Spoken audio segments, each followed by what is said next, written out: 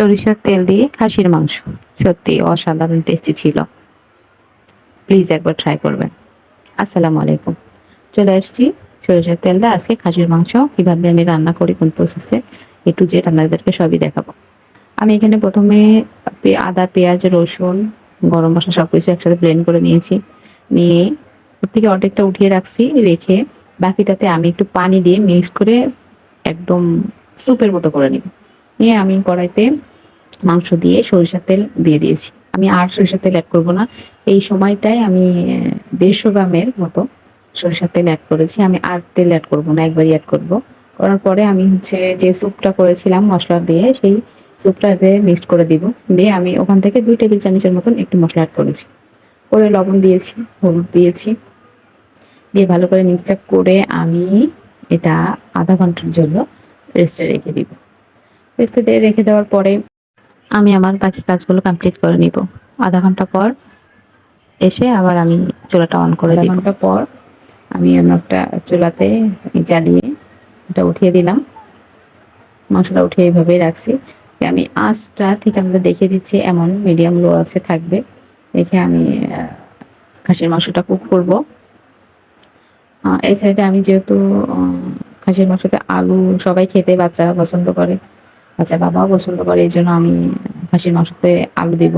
আলু অবশ্য আমার খুব একটা পছন্দের না, তবুও সবাই ওরা পছন্দ করে, এই জন্য আমি আলুটা দিচ্ছি। তো আলুটা আমার হাজবেন্ড পছন্দ করেন একটু খোসা খোসা থাকবে। তো আপনারা এইভাবে কাটতে পারেন, আপনারা পুরোটাই পিল করে নিতে পারেন। আমি এভাবে নিয়ে একটু ছোট করে কেটে নিচ্ছি, বেশি বড় করব না। আপনারা চাইলে বড় করে দিতে পারেন, তবে বড় করে দিলে খুব একটা আলু টেস্টি লাগে না। যাই হোক, আমার আলুগুলা কাটা শেষ, কেটে আমি এগুলাকে পরিষ্কার করে নিচ্ছি। পরিষ্কার করে নিব। নিয়ে আমার ওদিকে মাংস হচ্ছে, এদিকে আমার এই কাজগুলো আমি করে নিচ্ছি।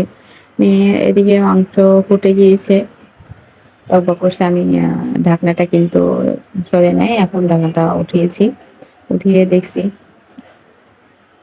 দেখার পর আসলে এই সবাই আসলে আমরা এখন সয়াবিন তেল খেয়ে খেয়ে আসলে সরিষার তেল খেতে চাই না। কিন্তু সরিষার তেলের মাংস রান্না আসলে অসাধারণ টেস্টি হয়। আর আমি এখানে কিন্তু মাংসের সাথে অনেক গুলা রসুন এড করেছি, কিন্তু খাসির মাংসের রসুনটা অনেক বেশি মজা লাগে। চুই ঝাল দিলে আরো মজা লাগে, চুই ঝালটা আমার কাছে ছিল না। আমি এ পর্যায়ে মাংসটার পানিটা যখন অর্ধেকের বেশি কমে আসবে, তখন আমি আলুগুলো এড করে দিব। দেওয়ার পরে এই টাইমে আমি ১ চামচ আমার গরম মসলা গুঁড়া ছিল, গুঁড়াটা দিয়েছি। আমি অন্য কোনো একদিন আমার এই মসলাটার রেসিপিটা আপনাকে দিব। আমি মসলাটা কিভাবে তৈরি করে রেখে দিই। মসলাটা তৈরি করে রাখলে কি হয়, মাংস রান্না করার সময় ঝটপট আলাদাভাবে এক্সট্রা অনেক মসলা এড করা লাগে না। সবকিছুর একটা পাউডার থাকলে অনেক সুবিধা হয়। আর এই পর্যায়ে এসে আমি আরো ২ চামচ আমি এড করে দিব। মশলাটা দিয়ে কিছুক্ষণ কুক করব। কুক করে দেখেন অলমোস্ট আমার মাংস রেডি। এভাবে আপনারা তৈরি করে ফেলেন। আমি কিন্তু মাংসটা একটুও কষাই নাই। আপনারাও কষাবেন না। কষালে মাংসটার টেস্ট আলাদা হয়ে যায়। কিন্তু এভাবে যখন কুক করবেন তখন টেস্টটা কিন্তু সেম টু রেস্টুরেন্টের মতন হবে। আপনারা ট্রাই করবেন বাসায়। ভালো থাকবেন সবাই। আল্লাহ হাফেজ।